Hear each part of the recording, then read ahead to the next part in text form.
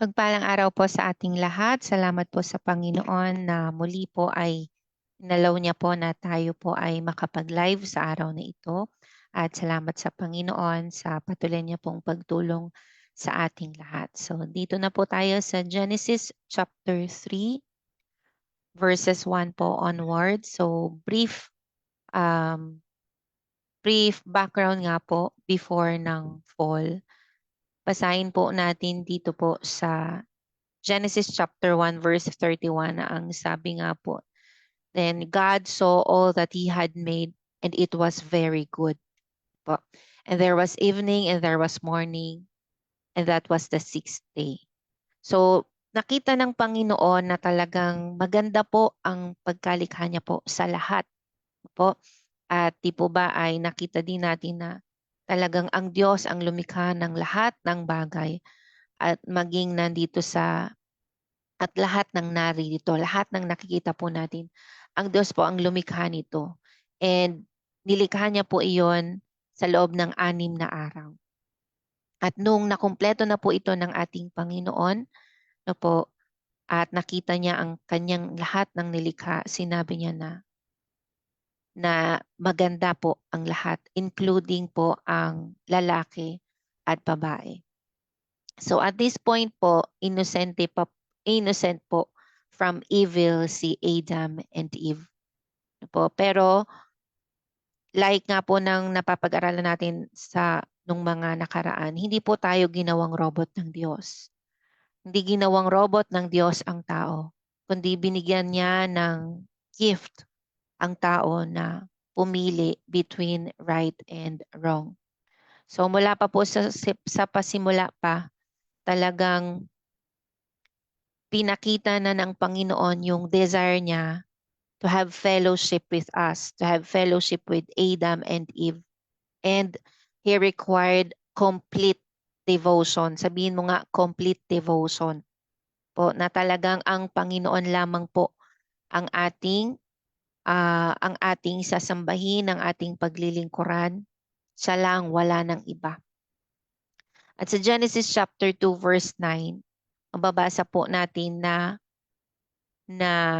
nilikha ng Diyos ang iba't ibang klase ng mga puno na nagbe-bear ng tree po at lahat po ito ay maganda.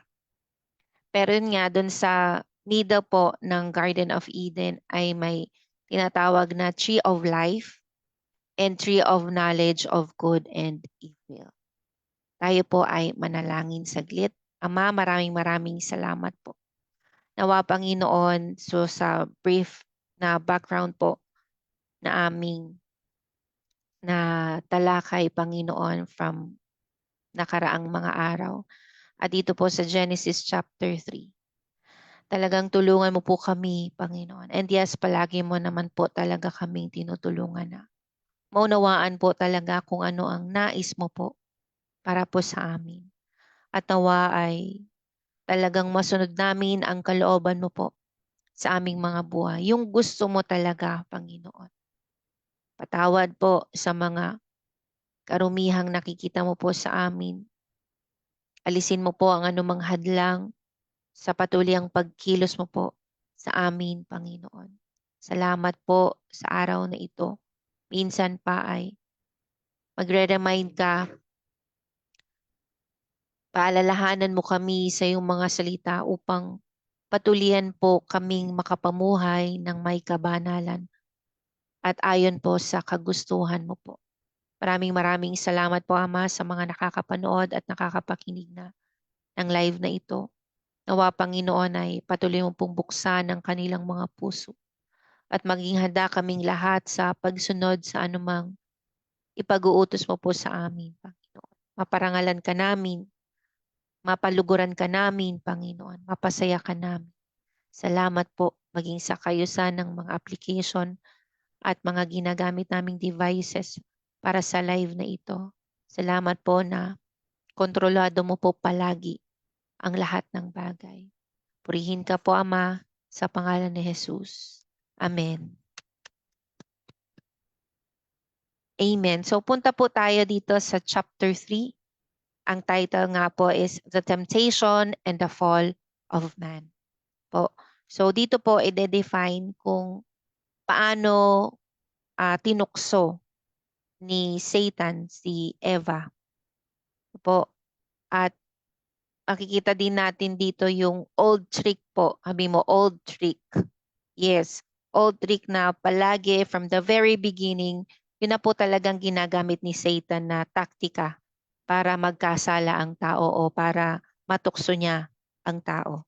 At dito din po makikita natin, i-define kung ano nga ba po ang ibig sabihin ng kasalanan from the Hebrew, Greek, and Aramaic.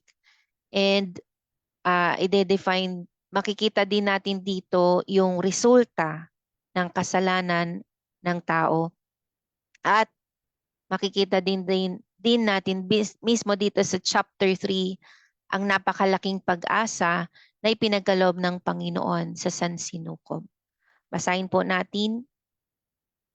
Sabi nga po dito sa Genesis chapter 2, yun nga po, yung balik po tayo sa Genesis chapter 2, ang sabi nga po, at pinatubo ng Panginoong Diyos ang lahat ng uri ng puno na magagandang tignan at may masasarap na bunga. Sa gitna ng halamanan ay may puno na nagbibigay ng buhay, at ito nga po yung tree of life.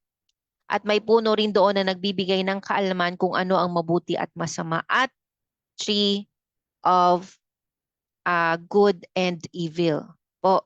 So, dalawa po yung puno na ito po. Isa yung puno na pinapangalagaan talaga na nasa Garden of Eden. Isa nga po yung tree of life, at isa po yung puno na nagbibigay ng kaalaman kung ano ang mabuti at masama. So, dako na tayo sa chapter 3, verse 1. Sa lahat ng hayop na nilikha ng Panginoong Diyos, ang ahas ang pinakatuso.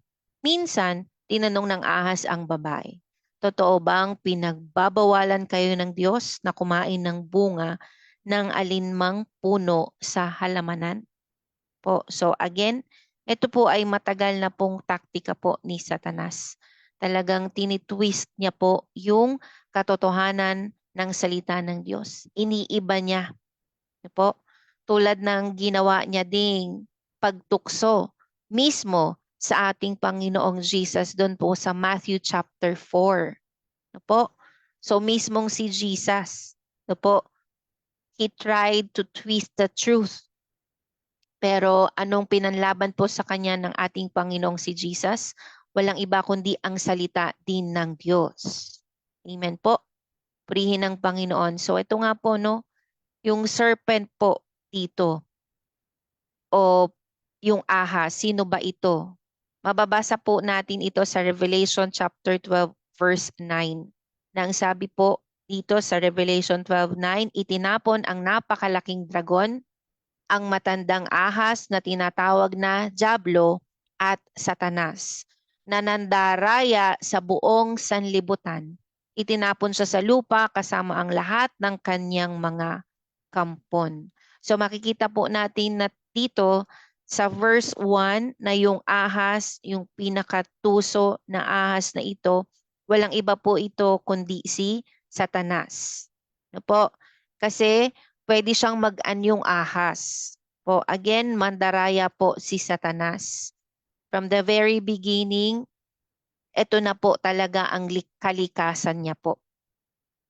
Po, sabi nga po ng Panginoon, ano po ba yung utos? So balik din tayo dun sa utos ng Diyos kay Adan. Sabi po dito sa Genesis chapter 2 verses 16 to 17, at sinabi niya sa tao, makakakain ka ng kahit anong bunga ng punong kahoy sa halamanan, maliban lang sa bunga ng punong kahoy na nagbibigay ng kaalaman kung ano ang mabuti at masama. So ito po ang utos ng Panginoon. And then Satan, yes, tried to twist po yung katotohanan kasi 'di ba sabi niya nga kay Eva. And yes, alam talaga ni Satan kung sino yung kanyang tutuksohin. Po. For example, hindi niya matukso mismo yung pastor. Ang tutuksohin niya ay yung asawa ng pastor. Kapag hindi niya matukso yung asawa ng pastor, ang tutuksohin niya ay yung mga anak ng pastor. Ano po, bakit pastor ang talagang tinatarget? Bakit mga lingkod ng Diyos? Yes, no po, hindi lang pastor ang tinawag ng Diyos. Marami po ang pagkatawag sa atin ng Panginoon. Iba-iba po. Pero bakit yung lingkod ng Diyos ang talagang unang-una niyang tinutukso? Kasi nga po, mas marami pong pwedeng bumaliktad sa kanilang pananampalataya kapag nahulog sa tukso ang leader po. Pero kung hindi niya nga matukso ang leader, ang tutuksohin niya ay yung mahina. Sabihin mo nga mahina. Yes. Po. At si Eva ang kaniyang na pagbuntunan kasi wala namang iba nga. Adam and Eve lang ang talagang pipili. So si Eva, no po, ang sinabihan niyang, totoo bang pinagbabawalan kayo ng Diyos na kumain ng bunga ng alinmang puno sa halamanan? Sumagot ang babae, makakain namin ang kahit anong bunga ng puno rito sa halamanan. Katulad ng sinabi nga po sa verse 16 na sinabi ng Panginoon na makakain naman talaga kahit anong bunga ng punong kahoy sa halamanan. So makakain po nila. Verse 3 ng chapter 3, kung may Bible po kayo, open nyo na lang po. Maliban lang sa bunga ng puno na nasa gitna ng halamanan. Correct din si Eva doon. Sapagkat sinabi ng Diyos na hindi kami dapat kumain o humipo man lang ng bunga ng punong iyon. So nadagdagan na po dito. Kasi ang sabi lang ay pwedeng kainin lahat maliban. So hindi pwedeng kainin. Yun yung utos ng Panginoon. Po, hindi pwedeng kainin. Pero dito sa chapter 3 verse 3 ay may dagdag na po, no? Pwedeng ganun nga ang pagka-relay ni Adam. Kasi dito po sa chapter 2, no po, specifically ang kausap dito ng Panginoon ay si Adan.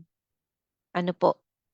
So, pwedeng ni-relay niya na nga lang yung utos dito kay Eva. At yun yung mahirap talaga na hindi nagbabasa ng salita ng Diyos. Ano po? Yun yung hirap na hindi nagbabasa ng salita ng Diyos. Nadadagdagan mo o nababawasan mo yung kung ano talaga yung nasa saad. Kaya dapat ikaw mismo nag-aaral ka ng salita ng Diyos. Hindi yung may narinig ka lang na magandang pananalita ay sasabihin mo na nga na hindi naman pala iyon mismo yung nasa saad sa salita ng Diyos. Or pwedeng mali lang din yung pagkaintindi ng tao doon sa salita ng Diyos. Kaya nga again, tayo po mismo ng mga nagsasabing mga anak ng Diyos, tayo mismo ay dapat nag-aaral ng salita ng Diyos. Sabihin mo nga ako mismo.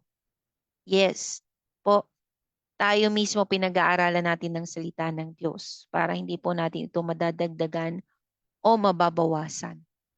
So yun yung sinabi ni babae, ni Eva, kay Satan po o dun sa ahas. Si Satan na nag-anyong ahas. Sapagkat sinabi ng Diyos na hindi kami dapat kumain o humipo man lang ng bunga ng punong iyon. Kapag ginawa namin iyon, mamamatay kami. Verse 4, pero sinabi ng ahas, hindi totoong mamamatay kayo.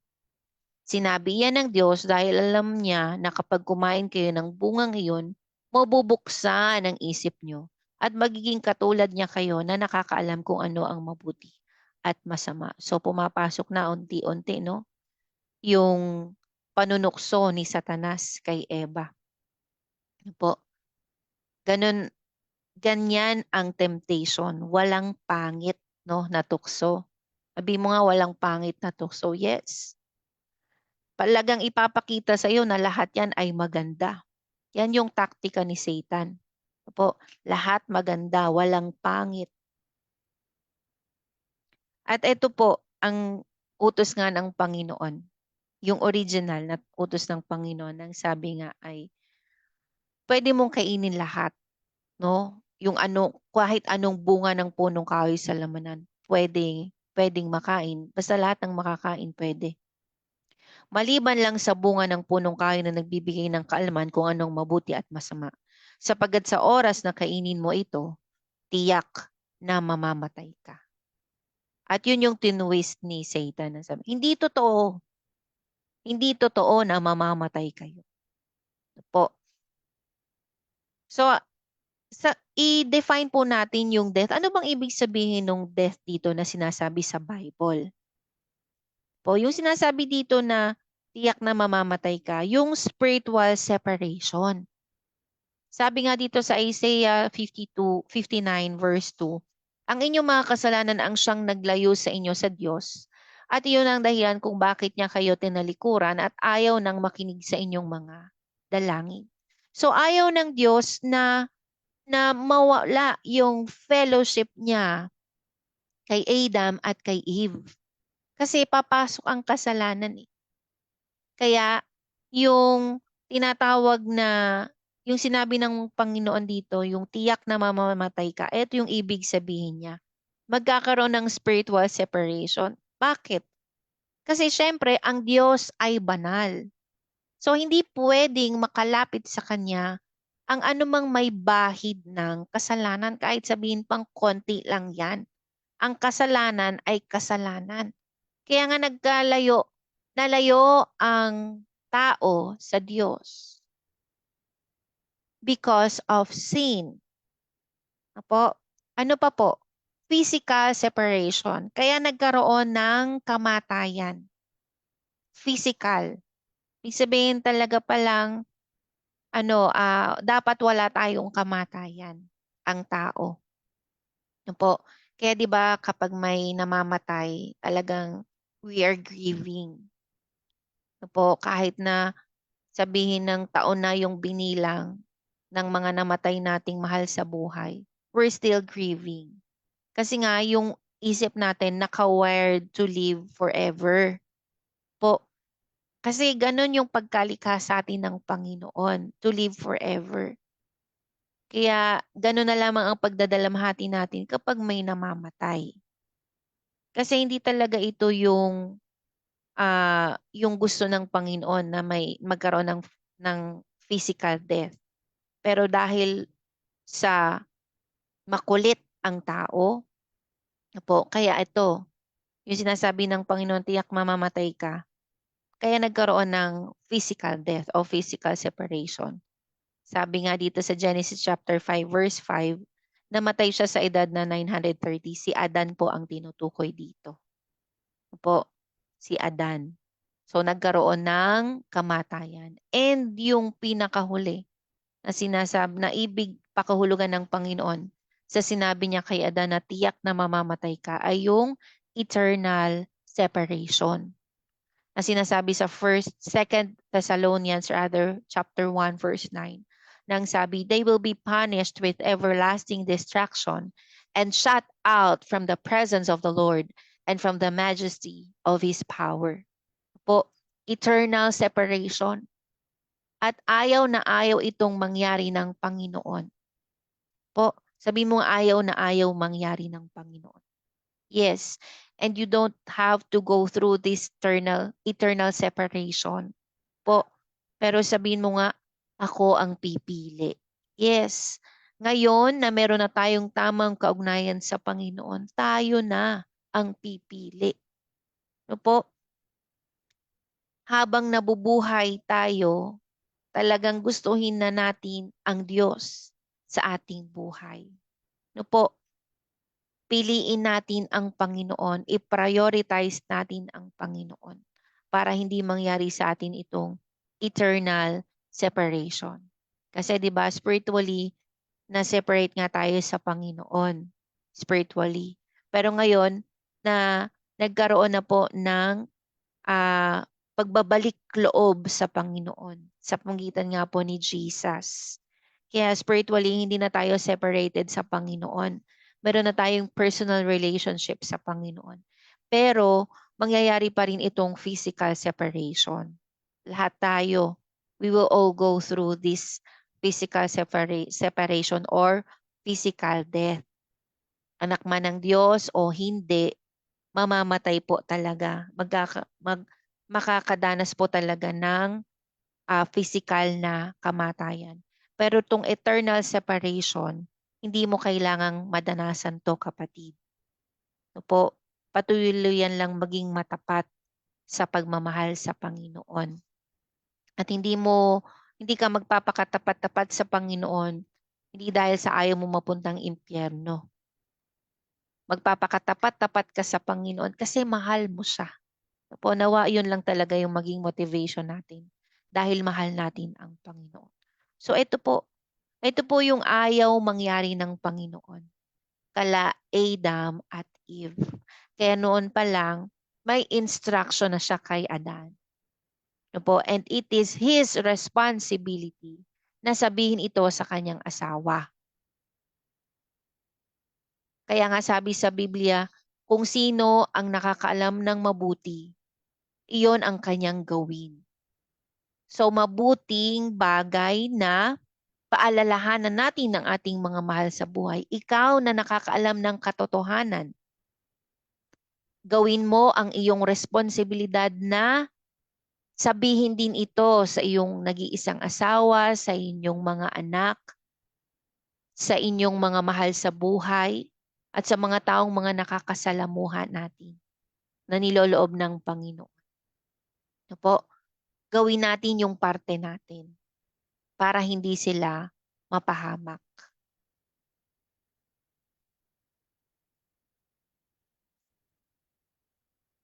So yun nga po, ito po yung ibig sabihin ng Panginoon dito sa sinabi niya kay Adan. And then balik tayo dito na talagang ang dyablo, ang gustong-gusto niyang gawin ay mapasama ang lahat. Sabi nga dito, John 8:44, ang dyablo ang inyong ama at ang gusto ninyong gawin ay kung ano ang gusto niya. Kaya nga mga kapatid, sino ang tatay mo? Kapag ang sarili mo ang nasusunod sa buhay mo, sinong tatay mo? Kapag hindi mo ginagawa ang kalooban ng Diyos, sino ang tatay mo? Sa simula pa lang ay mamamatay tao na siya. Hindi siya pumanig sa katotohanan kailanman sapagkat walang puwang sa kanya ang katotohanan.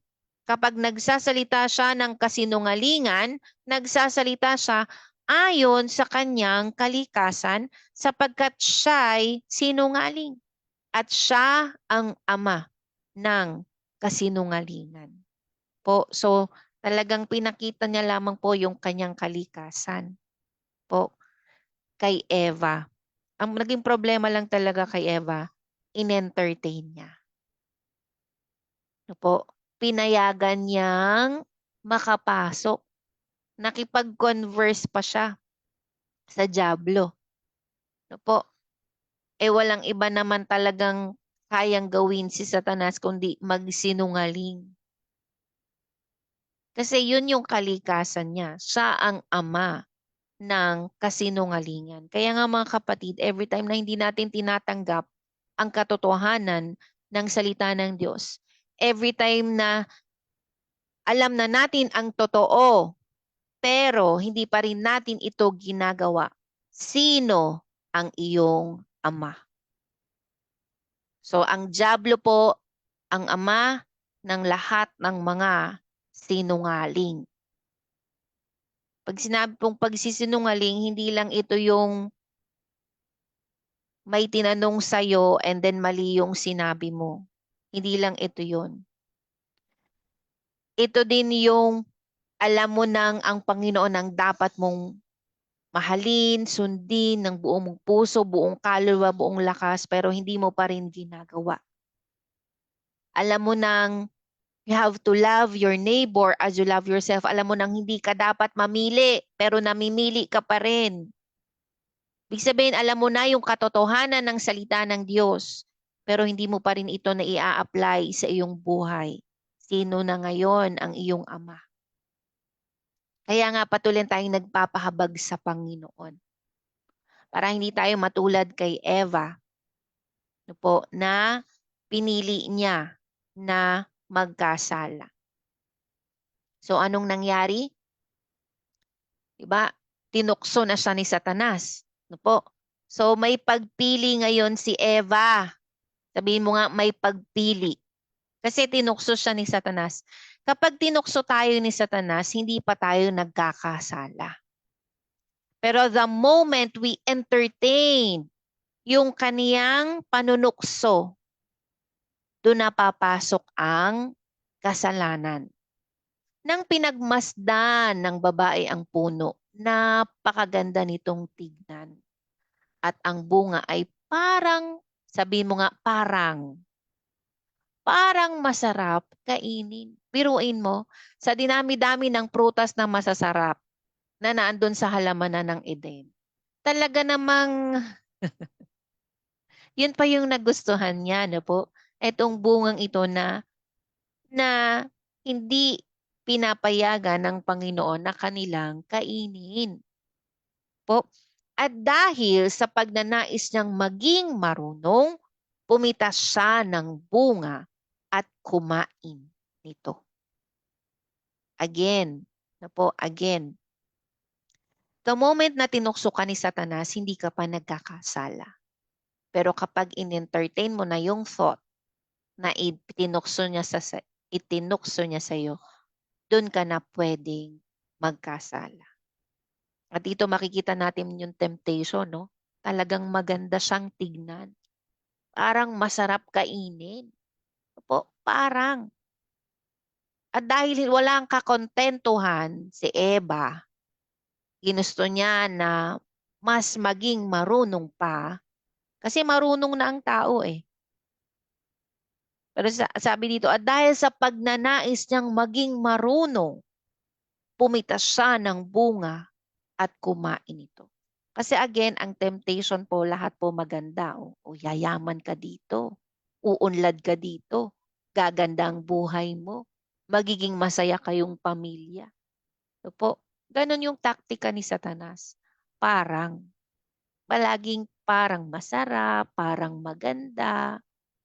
Po, parang magiging maayos.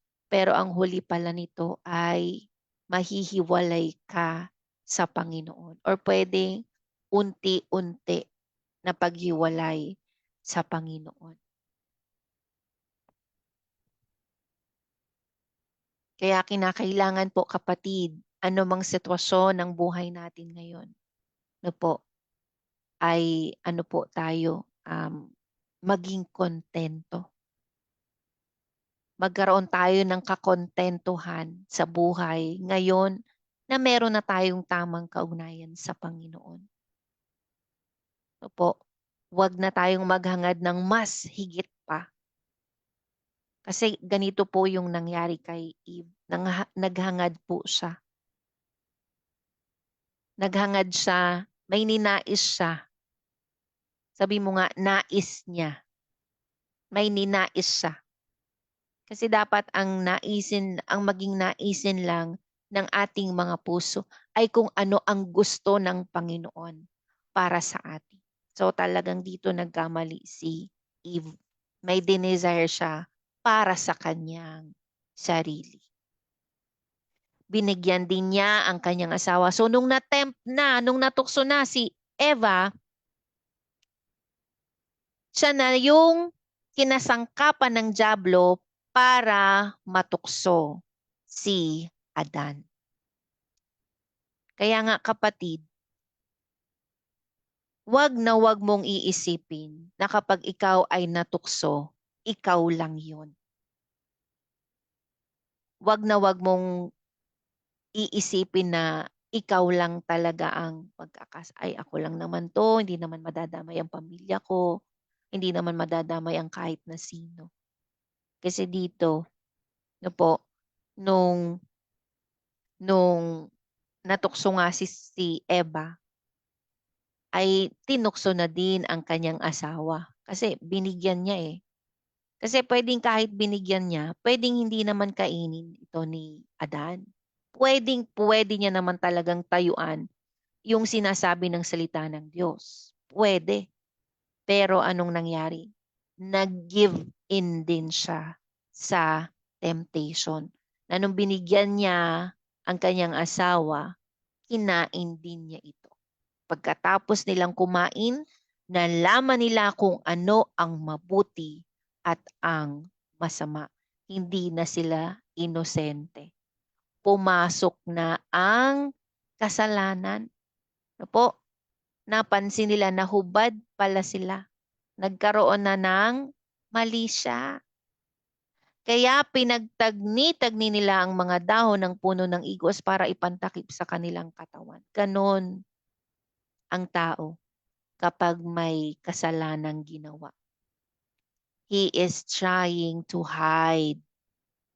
No? Itinatago niya yung kanyang kasalanang nagawa. Di ba? Hindi niya ito inilalantad. Itinatago niya ito. Tinatakpan niya ito. Di po ba? Ganon. Talaga. Ganon, no? Kitang-kita natin dito yung stages kapag nagkasala ang tao. No? Talagang tinatago niya ito. Po. And then what happened? Pagdating ng hapon, narinig nila na lumalakad ang Panginoong Diyos sa halamanan. Kaya nagtago sila sa mga puno doon. Pero tinawag ng Panginoong Diyos ang lalaki, "Nasaan ka?" Sumagot ang lalaki, "Narinig ko po kayo sa halamanan, kaya nagtago ako. Natatakot po ako dahil hubad ako." Nagtanong ang Panginoong Diyos, "Sinong nagsabi sa iyo na hubad ka? Kumain ka ba ng bunga ng punong kahoy na sinabi ko sa iyo na huwag niyong kakainin?" Sumagot ang lalaki, "Ang babae po kasi na ibinigay niyo sa akin ay binigyan ako ng bunga ng punong kahoy na iyon at kinain ko." Tinanong ng Panginoong Diyos ang babae, "Bakit mo ginawa iyon?" Sumagot ang babae, "Nilinlang po kasi ako ng ahas kaya kumain po ako." Naturalesa din ng tao na manisi. No po? Kahit naman kitang-kita na talagang kasalanan na niya, ay humahanap pa rin siya ng paraan para may masisi, para mapagtakpan yung kaniyang ginawa. So ano ba ang tunay na ibig sabihin ng kasalanan? Po, ano ba yung kasalanan? So the word translated as sin in the Gospels is either the verb hamartano or the noun hamartia, which mean to miss the mark or to fail in one's purpose, to err, to be mistaken, to fail in having, to neglect, failure, fault, and error. Po. So ito po ang ibig sabihin ng kasalanan. To miss the mark or to fail in one's purpose. Ibig sabihin, they failed to obey the purpose of God. Po, ang purpose kasi ng Panginoon is to have a fellowship with His creation, the man and the woman. Gusto niya magkaroon ng fellowship. Yung personal relationship sa tao. Pero mas ginusto ng tao at mas inais niya na humiwalay. Pinili niyang lumayo sa Panginoon. Dito, kitang-kita natin na hindi naman ang Diyos ang lumayo sa tao, kundi ang tao ang lumayo sa Diyos. They missed the mark. They fail to obey yung purpose ng Panginoon kung bakit niya nilikha si Eva at si Adan. Hindi nila nagawa yung gusto ng Panginoon. Ang gusto ng Panginoon, wag nilang kainin yung bunga. Ang gusto ng Panginoon, hindi mahiwalay ang tao sa Kanya. Ang gusto ng Panginoon, hindi magkaroon ng kamatayan at hindi magkaroon ng eternal separation. Yun ang gusto ng Panginoon. Pero dahil sa nag-give in sa kasalanan o sa tukso na magandang tignan, kaya pumasok ang kasalanan.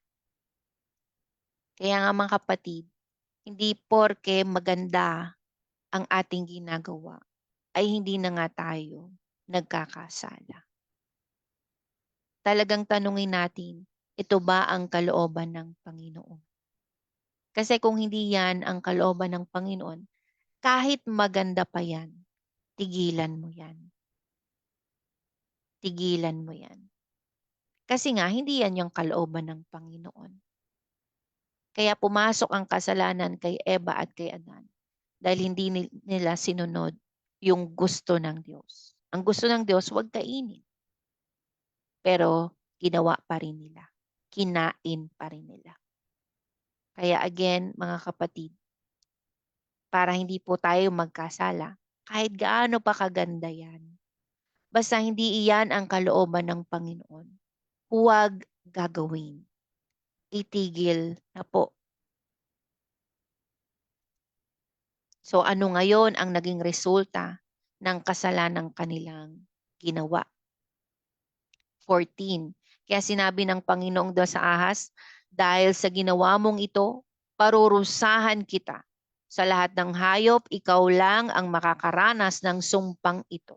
Sa buong buhay mo'y gagapang ka sa pamamagitan ng iyong tiyan at ang bibig mo ay palaging makakakain ng alikabok. Ikaw at ang babae mag-aaway, ang lahi mo at ang lahi niya ay mag-aaway din. Dudurugin niya ang ulo mo at tutuklawin mo ang sakong niya. Sinabi rin niya sa babae, dahil sa ginawa mo, dadagdagan ko ang paghihirap mo sa pagbubuntis at mararamdaman mo ang sobrang sakit sa iyong panganganak. Pero sa kabila niyan, hahangarin mo pa rin ang iyong asawa at maghahari siya sa iyo. Sinabi rin niya sa lalaki, dahil naniwala ka sa asawa mo at kumain ng bunga ng punong kahoy na ipinagbawal ko sa inyo, susumpain ko ang lupa. Kaya sa buong buhay mo ay magpapakahirap ka ng husto para makakain. Tutubo sa lupa ang mga damo at halamang may tinik. Ang kakainin mo ay maggagaling sa mga pananim sa bukid. Kinakailangang magpakahirap ka ng husto para makakain hanggang sa bumalik ka sa lupa na iyong pinagmulan. Dahil sa lupa ka nagmula, sa lupa ka rin babalik. So yun po yung naging resulta ng kasalanang ginawa ni Eva. At sa kasalanang kanyang ginawa nga, tinukso niya si Adan, so nagpatukso naman si Adan. Maganda po ba ang naging resulta? Sige po, sagutin niyo po ako. Maganda po ba ang naging resulta ng napakagandang tukso na ipinakita ni Satanas kay Eva? Maganda po ba ang naging resulta nito?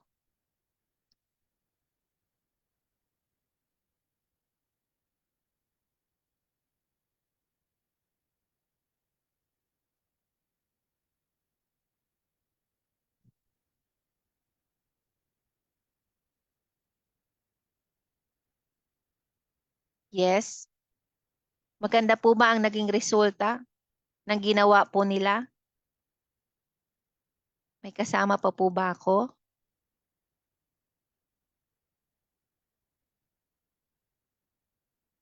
Okay po. Hindi po naging maganda ang resulta ng kanilang ginawa. Ano po? Dahil po sa, thank you po. Dahil po sa ginawa po nila, sa pagpili po nila, sa magandang tukso na ibinigay sa kanila, nagkaroon ng kasalanan ang lahat ng tao. At nagkaroon din ng kamatayan ang lahat ng tao. Po, dahil sa kaprasong sarap. Di mo nga kapraso. Yes. Kapraso lang naman talaga yung idinulot nito na sarap. o nakatikim siya ng prutas. No po? Kapraso lang talaga. No? Sa kaprasong yon talaga. Sa kaprasong yun lang talaga, pwedeng malaki ang maging consequence nito sa buhay nung gagawa ng kasalanan. Opo? Sa kaprasong yun. Sa kaprasong yun. Adam's sin brought sin and death to all. Sabi nga dito sa Roma 5:12-21, dumating ang kasalanan sa mundo dahil sa paglabag ni Adan sa utos ng Diyos. At dahil sa kasalanan, dumating din ang kamatayan. Kaya lumaganap ang kamatayan sa lahat ng tao dahil nagkasala ang lahat. Po, so kahit na yan nasa sinapupunan pa lang ng tiyan ng kanyang ina, makasalanan na yan. Po, kasalanan na yan. Nasa mundo na ang kasalanan bago pa man ibigay ng Diyos ang kautusan, pero hindi pinanagot ang mga tao sa kanilang mga kasalanan kung wala namang kautusan. Ganon pa man, naghari pa rin ang kamatayan mula kay Adan hanggang kay Moises. Kahit sa mga taong hindi naman nagkasala ng tulad ni Adan na lumabag sa utos ng Diyos. Si Adan ay larawan ng Kristo na nooy inaasahang darating. Pero magkaiba ang dalawang ito. Dahil ang kaloob ng Diyos ay hindi katulad sa kasalanan ni Adan. Totoo ngang nagdala ng kamatayan sa maraming tao ang kasalanan ni Adan. Pero mas nakakahigit ang biyaya at kaloob ng Diyos na dumating sa maraming tao sa pamamagitan ng isang tao na walang iba kundi si Jesucristo. Ibang-iba ang idinulot ng kaloob ng Diyos sa idinulot ng kasalanan ni Adan. Ang kasalanan ni Adan ay nagdulot ng kaparusahan, pero ang kaloob na ibinigay ng Diyos sa kabila ng maraming kasalanan ay nagdulot ng kapatawaran. Binabasa ko po yung Roma chapter 5. Dahil sa kasalanan ng isang tao, naghari ang kamatayan. Pero dahil sa ginawa ng isa pang tao na si Jesucristo, ang mga taong tumanggap ng masaganang biyaya at kaloob ng Diyos ay itinuring niyang matuwid. At maghahari sila sa buhay na walang hanggan. Kaya dahil sa kasalanan ng isang tao, ang lahat ay nahatulang maparusahan. Ganoon din naman, dahil sa matuwid na ginawa ng isang tao, ang lahat ay maituturing na matuwid at mabibigyan ng bagong buhay. Sabihin mo nga, bagong buhay. Kung sa pagsuway ng isang tao, marami ang naging makasalanan, ganoon din naman, dahil sa pagsunod ng isang tao, marami ang itinuring ng Diyos na matuwid. Ibinigay ng Diyos ang kautusan para ipakita sa mga tao na marami ang kanilang pagsuway at nadadagdagan pa nga dahil sa kautusan. Pero kung nadadagdagan ang pagsuway, higit na nadadagdagan ang biyaya ng Diyos. Yung kapangyarihan po ng Diyos na kumikilos sa atin, tayong mga nagsitanggap na sa Panginoon. Kaya kung paanong naghari ang kasalanan at nagdulot ng kamatayan, ganoon din naman, naghahari ang biyaya ng Diyos at nagdudulot ng buhay na walang hanggan.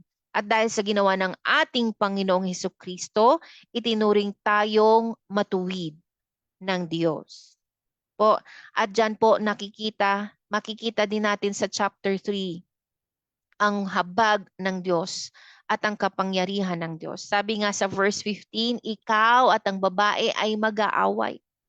Ang lahi mo at ang lahi niya ay mag-aaway din.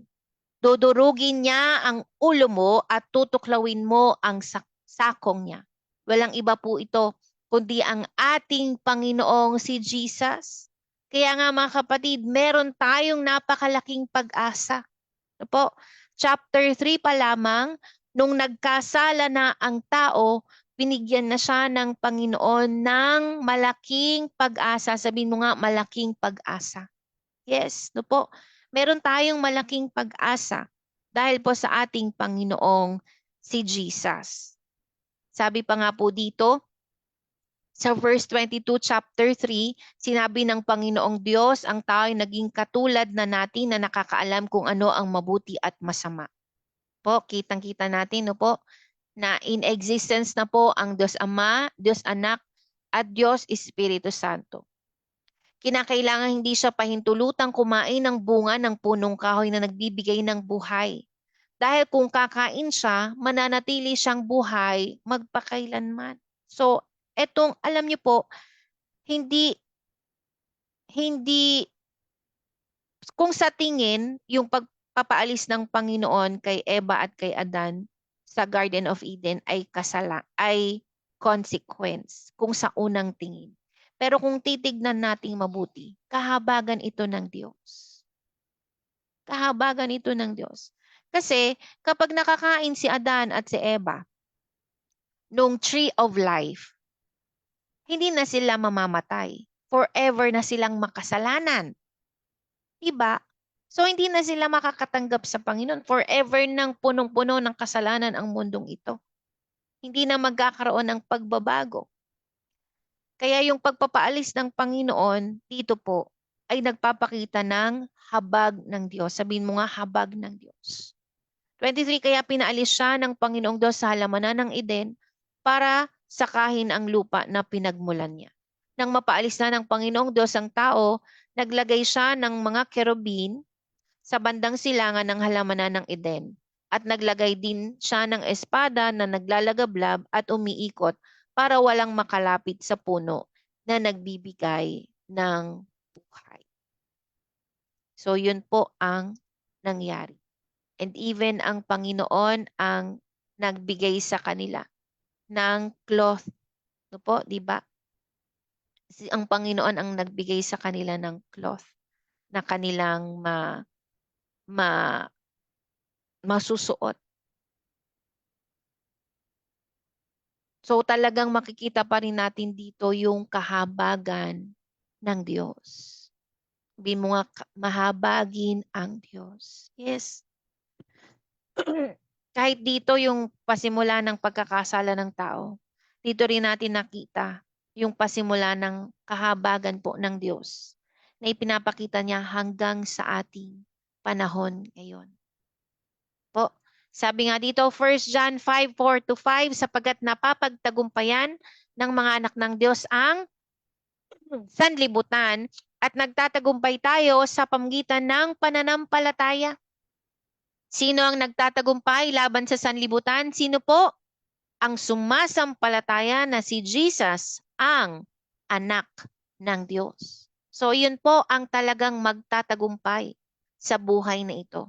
Ang sumasampalataya na si Jesus ang anak ng Diyos. Kaya nga mga kapatid, kung meron man tayong pagkakasala na nagawa laban po sa ating Panginoon, kung may mga magaganda tayong mga bagay na ginusto na hindi naman talaga ito yung kalooban ng Panginoon, we just have to confess our sins. Sabi dito, 1 John 1:9, subalit kung ipinapahayag natin ang ating mga kasalanan, patatawarin tayo ng Diyos sa mga ito at lilinisin tayo sa lahat ng ating kasalanan sapagkat siya'y tapat at matuwid. Po. So talagang makikita natin po dito na may pagpapatawad lamang pong magaganap kung ipapahayag po natin ang ating mga kasalanan. And yes, di naman din natin pwedeng sabihin wala na tayong kasalanan. Po. So talagang hingi lang palagi ng tawad sa Panginoon. Kasi again, hindi lahat ng ginagawa nating maganda ay yun na nga ang kalooban ng Panginoon. So pwedeng nagkakasala na po din tayo kahit maganda pa ang ating ginagawa. Kung hindi ito yung gusto ng Panginoon para sa iyo. Nawang maintindihan po talaga nating mabuti. Kaya wala po tayong ibang dapat gawin, kundi ang humingi ng tawad sa Panginoon. Ipahayag po natin ang ating mga kasalanan para patawarin tayo ng Panginoon at linisin po tayo sa anumang kasalanan. Kaya tayo nililinis ng Panginoon at pinapatawad ng Panginoon para makalapit tayo sa Kanya. Kasi matuwid ang Diyos. Ito po. At tapat siya sa Kanyang mga pangako. Tayo po ay manalangin. Ama, salamat po sa umagang ito. Nawa, Panginoon, ay naintindihan po talaga namin yung tukso at yung pwedeng idulot nito sa aming buhay. Maintindihan po din namin kung ano yung kasalanan na talagang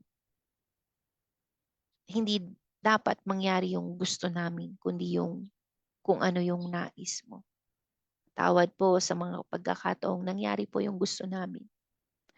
Patawad po sa mga pagkakataong nakakagawa kami ng mga bagay na hindi naman ito yung kalooban mo po. Tawarin mo po kami. Tawarin mo po kami, Panginoon. Lord, tulungan mo po kami na talagang magawa po namin kung ano ang nais mo. Magawa po namin ang gusto mo, Panginoon. Salamat po aming Diyos na buhay. Patuloyan ka pong maghari sa aming mga buhay, Panginoon. Patuloyan pong ang naisin mo po ang aming magawa sa buhay na ito. Sa buong araw na ito, maparangalan ka namin, Panginoon. Sa buong araw na ito, mapasaya ka namin, Panginoon. Ikaw po ang maitaas sa aming buhay. Ikaw po ang makita saan mang aming gagawin sa buong araw na ito. Maraming salamat po sa Genesis chapter 3. At loobin mo po na pag-aralan din namin bukas yung Genesis chapter 4. Maraming salamat po sa mga pagtutuwid mo po sa amin sa umaga pong ito. Salamat din po sa tuloy-tuloy mo pong paglinga po sa aming daddy, sa kanyang pag-travel po papuntang Japan. Salamat po sa patuloy mo pong pagkilos sa pagmimisyon po sa Japan for 2 weeks. Salamat, Panginoon, na ikaw po ang patuloy ang magpapalakas kay Daddy. At salamat din po sa bumubuo pa ng Miracle of Life family. Maraming salamat po. Patuloy mo po kaming patatagin at palakasin, Panginoon, sa anumang sitwasyon na aming mararanasan. Salamat din po sa mga taga-ibang fellowship na aming araw-araw na nakakasama. Salamat po sa kanilang mga buhay. Patuloy mo din silang patatagin at palakasin ang pag-ibig nila sa iyo, Panginoon. Salamat din po sa lahat po ng mga nakakapanood at nakakapakinig ng live na ito. Katagpuin mo po ang kanilang pangangailangan ayon po sa nais mo po para po sa kanila. Ang kalooban pa rin po ang nais naming mapangyari. Purihin ka po, Ama, sa lahat ng ito. Sa pangalan ni Jesus. Amen. Amen. Purihin po ang ating Panginoon. Mapagpalang araw pong muli sa ating lahat. Yes, Daddy, maraming salamat po sa Panginoon sa inyo pong buhay. Patuloy po kayong pangalagaan ng ating napakabuting Diyos. At salamat din po sa Panginoon sa patuloy niya pong um, paglinga po sa inyo.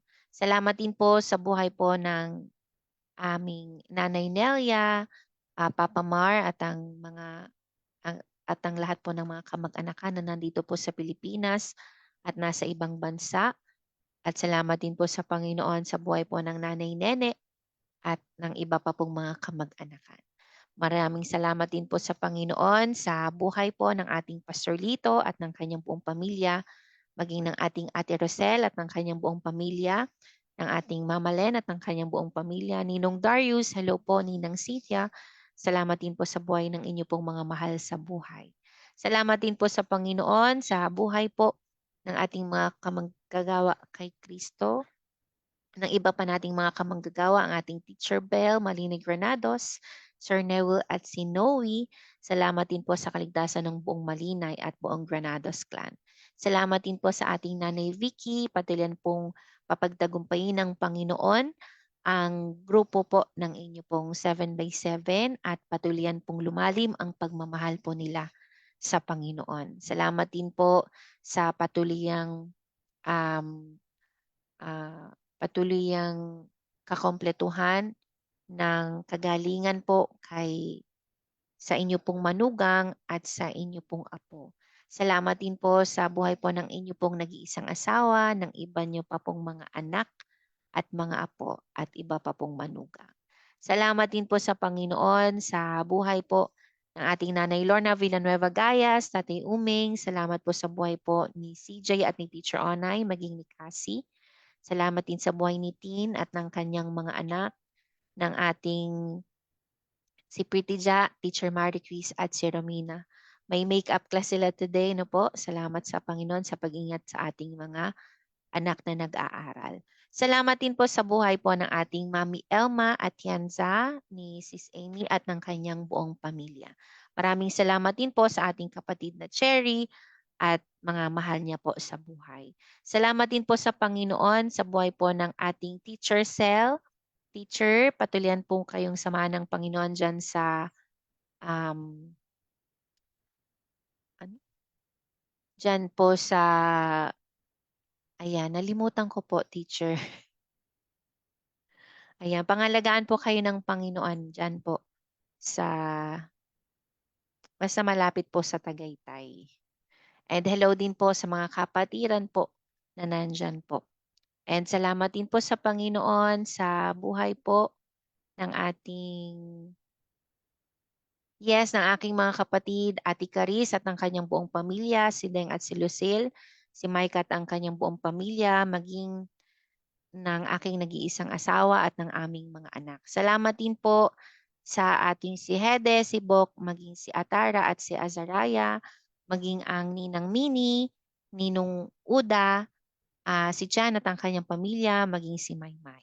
Salamat din po sa Panginoon sa buhay po ng ating kapatid na Crazy. Hello kapatid, patuloy kang samahan at papagtagumpayin ng ating Panginoon habang maingat mo siyang sinusunod sa buhay mo kasama si Melchor at si Mary Mel. Maraming salamat din sa Panginoon sa buhay ng ating Kuya Bernie. Hello po Kuya. Salamat din sa Panginoon sa buhay po ng nag-iisang pong asawa, maging ng inyo pong mga anak. Papuri din sa ating Panginoon sa buhay po ng ating Pastor Jerry Velenya, maging ng ministeryo po na pinagkatiwala sa inyo ng Panginoon. Salamat din po sa ating Pastor Herbert. Ayan. Nawa po ay patuloy ang papagtagumpayin po kayo ng ating Panginoon habang maingat na din po siyang sinusunod at maging ang ministeryo na ipinagkatiwala niya po sa inyo. Hello po Nanay Lemya, maraming salamat po sa Panginoon sa inyo pong buhay. Patuloy po kayong lingapin ng ating Panginoon at patuloy niya pong i-provide ang mga pangangailangan niyo po. We miss you po, Nanay Lamia. Salamat po sa Panginoon sa inyo pong buhay na nakatalaga para kay Kristo, maging sa buhay po ng inyo pong mga mahal sa buhay. Maraming salamat din po sa Panginoon sa buhay po ng ating, ayun, Alfonso, yes. Thank you po, Teacher Cel. Maraming salamat po. Ipagpaumanhin po at nawaglit po. Nalimutan ko. Yes, maraming salamat din po sa Panginoon sa buhay po ng ating Ate LP, Kuya Ogie at ng kanyang mga mahal sa buhay. Salamat din po sa Panginoon sa buhay po ng ating yes, ng ating Nanay Vilma, ang ating ano po, Ate Irene at ang kanyang mga anak and lahat po ng mga nakakapanood at nakakapakinig ng live na ito maging mamaya hanggang sa iba pang araw, patuloyan po nating maparangalan ng Panginoon sa lahat po ng ating gagawin sa buong araw na ito. Palagi po sa Diyos ang kapurihan. See you po bukas kung loloobin po ng ating Panginoon.